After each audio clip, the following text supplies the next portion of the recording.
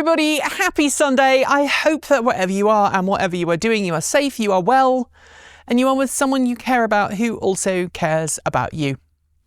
Yep, winter is not far away now. It's starting to get cold here. I know we're still in autumn. Don't give me a hard time. I'll talk about that a little bit more in the chicken and garden update.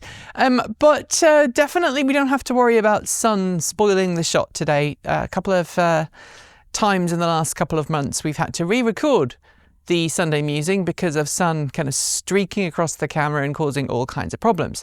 That's not going to be an issue today. What has been an issue for me this week, see how I did that? What's it Donald Trump calls it? The weave. I just planned it. I just planned it, right?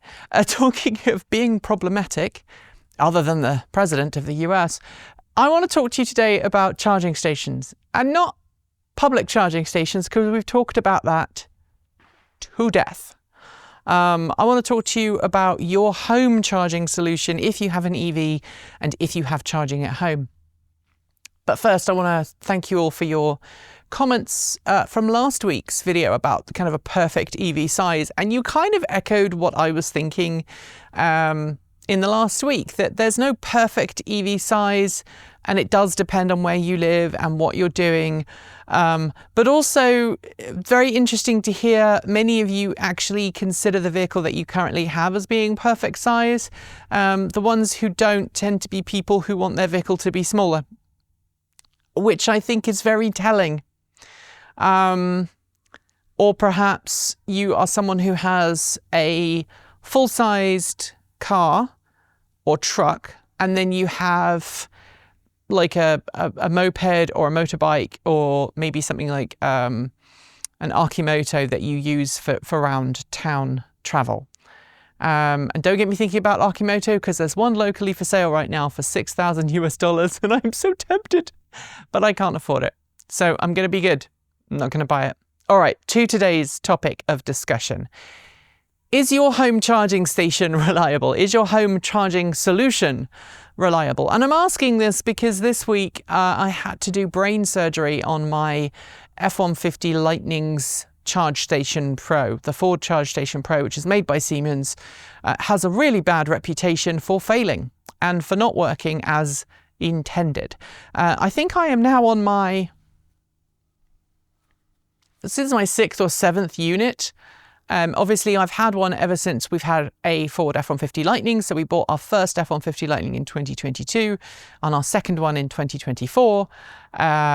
So, you know, quite a while. Unfortunately, there's always something that goes wrong with it. Either the system stops actually charging the vehicle properly, or there's an issue with it talking to the network, or there's some other control issue that just doesn't work. And the one that we had on the side of the house just stopped talking to my home network. Now, I happen to have a spare unit in my studio / edit suite / den / lab. So I just went up there and I ripped out its guts, disconnected all of its internals, brought down the motherboard or the main board downstairs and swapped out the main board in the unit on the side of my house. And there's actually a video coming on TE tomorrow, if you're watching this on the day that the Sunday Musing goes out, in which I do brain surgery on a charging station and I replace it, and it works, and it's on the side of my house. I'm looking at it right now. It's working again. The unit that died, I can't get it to connect to the internet. Like, it won't boot. And I wonder if the bootloader is broken or there's some other issue. And I'm going to quote a friend of mine in the UK, I'm going to scare it with test equipment to try and get it to work again. Because charging stations shouldn't be that complicated. They just should work. Which is where I'm coming here with is your home charging solution reliable? And as part of that, I would love to know what type of charging station you have. Is it one that's what they would call a non-connected charging station? So it's just got a relay in it, it's got a cable, it connects to your home's wiring either through a socket or perhaps is hardwired, and you just plug it in and it always works without fail. I know people who have Clipper Creek charging stations from when they were BMW Electronauts and they had the Mini E, and it still works. I know people who have Clipper Creek charging stations from back when they used to have the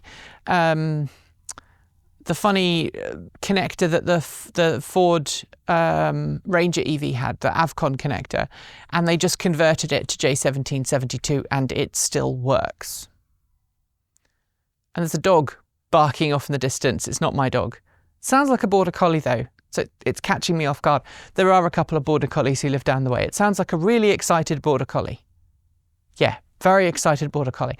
Anyway, in my time owning EVs, and remember I've been driving EVs for coming up on 20 years now, I think the F-150 Lightning's Charge Station Pro is the most problematic charging station I have had, full stop.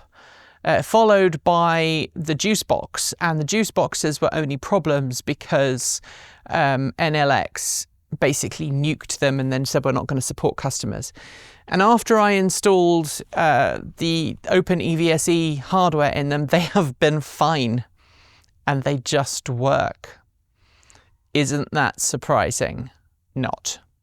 But I would love to know if you are someone who thinks, smarter charging stations, the one with all the fancy bells and whistles, are the ones that are problematic.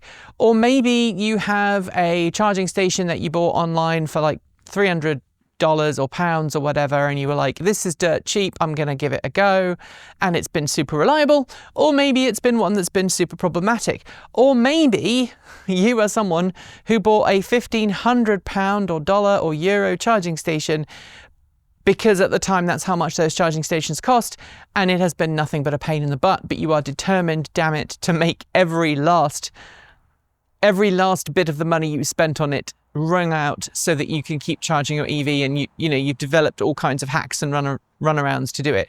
That's kind of how I feel about the Ford Charge Station Pro, to be honest, because we need it. We need that unit to talk to the home integration system. Up here in the Pacific Northwest, I got a letter last week from the electricity company saying, yeah, we're going to start turning off your power at random points in the next couple of months because we're going to be replacing all the power lines. And so I wanted to make sure that my charging station was working and talking to my truck so I could run my house off my truck when that inevitably occurs. And I was lucky, I had a spare unit and was just able to put it in, and I have enough technical know-how to do it and not electrocute myself. But I know that there are some really horrendous horror stories out there of people who have charging stations that have melted electronics in their home. Maybe they've been badly installed. Maybe they've just not been very well made. Maybe they're not ROHS approved, or they're not UL certified, or whatever.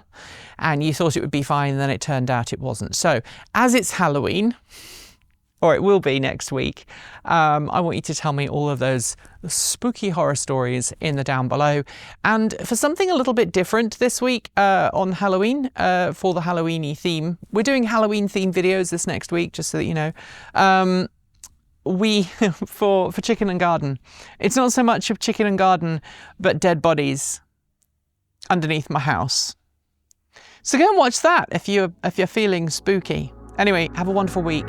Look after yourself and your loved ones, and I'll see you back here very soon. Thanks for watching us today. You can connect with us on Patreon, Discord, Mastodon, Blue Sky, or through our website. Huge thanks to the amazing folks scrolling by right now. You are the reason we can stay independent and keep making content without corporate influence. Want to see your name listed here too? Support starts at just $1.50 a month, and you can even gift memberships. And of course, a massive welcome to our newest members: Robert Weeder, Uncoopavized, Tony Challenor, David Trobish, Chip Chandler, Tony M, Jesse Brooke, Graham Price, First, Cal Cly, 10 Lawn Gnomes, Pierre Simonson, Bow Family EV, Sean Instanci, Robert, Delut Fisk, Chow, Mark Williams, Kianala, Joseph Liebowitz, Ed Gauchi, Michael Benson, Felix Ramos, KS, SXBB, Scott Neblet, Gregory Alston, Ed Carmine, Anthony Van Lersel, Stephen Workman, James Erb, Neil Nelson, Devon Connor, Wilmer Golden, Greg Smith, Fluffy, Seb, Brian Perez, Anaya, Johnny Santos, John S. Garrett, Michael Anderson, Daniel Nelson, Brett Steer, Russell Morine, Tom Boyer, Frederick Gay, Christopher Dawes, Jamie, Ross Parker, Obi-Wan TX, Andrew Young, MTEIFKE, Kelly, Friend of TEN, LM, Jeff Vitor, Mark Larson, Scott Allenson, Javier Borja, Murray Lizuk, Ken Phillips, Lee, Joe White, Russell Cooper, Rule Howard, David McGurn, William Anderson, Vernon White, Brett Rinholm, Jonathan Quinton, Slime Elemental, R.D. Field, Tony Mark Luter, Scott Sexton, Mick Rhodes, John Riley, Alexander Ginsberg, Tom Vick, Ray Stockdale, David Reed, BH, JetTech, David, Tom Bolt E, Dennis, Jerry, Winston Smith, Craig, Michael Y2, Cameron Gary, Chris Bailey, and John Burnett. Thank you all for joining in the last month. You're helping us hit our goal of growing Patreon support by 20 to 40% this autumn. And what a list. Thank you again for being so amazing and joining up. Without you, we'd have struggled to fund our new microphones when the old ones died just last week. Prefer a one-off contribution? Well, we've got Ko-fi, Bitcoin, a PO box, our swag store, and even an Amazon affiliate link, so your money helps us, not Jeff Bezos.